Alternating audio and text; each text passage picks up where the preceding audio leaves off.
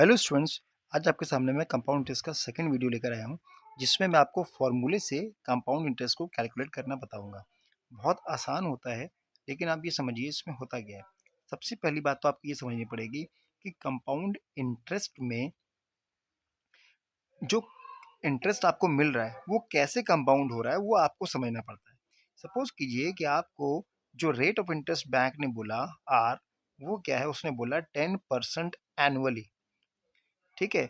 अगर वो 10% एनुअली बोल रहा है तो यानी हर साल आपका 10% ऐड होगा। ठीक है।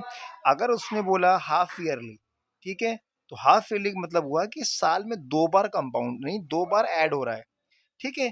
तो इस तरह से वो हाफ ईयरली कंपाउंडेड है, वो क्वार्टरली कंपाउंडेड है, ये आपको क्वेश्चन पढ़ के समझ में आएगा। ठीक है। अच्छा, ये जो फॉर्मूला मैंने लिखा है ये सीधे सीधे वो फॉर्मूला है जिसमें आपका कंपाउंड इंटरेस्ट कंपाउंड हो रहा है। कब? एनुअली कंपाउंड हो रहा है। ठीक है। अच्छा, पहले हम इसी पे बात करेंगे कि एनुअली हो रहा है।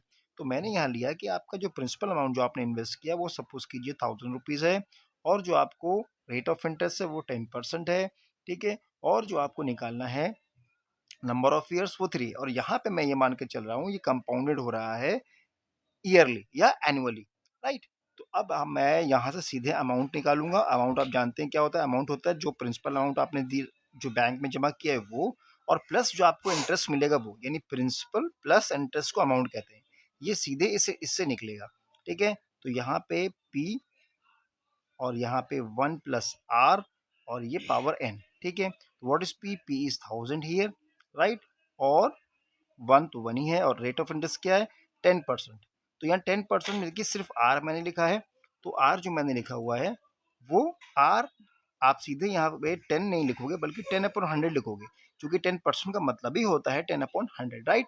पावर एन, एन क्या है? एन यहाँ पे 3 ईयर्स है, यहाँ पे आप 3 लगा दोगे। अच्छा, ओके। अब यहाँ पे लिखो 1000। ठीक है। ये कैंसिल हुआ, ये कैंसिल हुआ, 10 1 जा 10 और प्लस 1 11, 11/10 यहाँ आ जाएगा, पावर 3।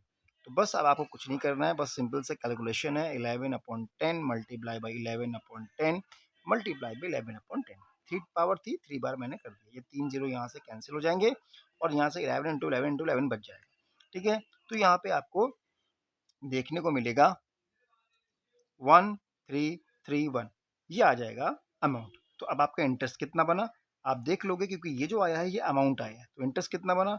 इस पूरे अमाउंट में से आप जो आपने प्रिंसिपल अमाउंट जो इनिशियल जमा किया था वो माइनस कर दीजिए। तो 331 रुपीज आपका क्या बना? इंटरेस्ट बना। तो आप इस तरह से निकाल सकते हैं। नेक्स्ट वीडियो में मैं आपको बताऊंगा